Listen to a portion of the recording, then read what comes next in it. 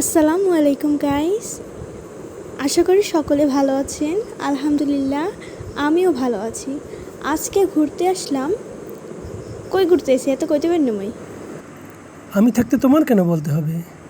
আমি আছি তো।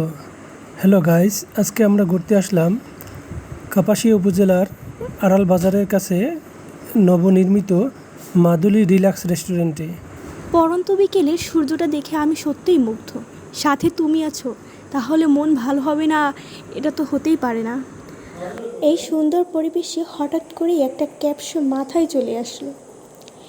এই সুন্দর বিকেলবেলায় দুঃখগুলো যাক দূরে সরে, সুখ আসুক সকলের মনে, প্রেম আসুক জীবনে। বাহ, তোমার ক্যাপশন আমার হৃদয় ছুঁয়ে গেল।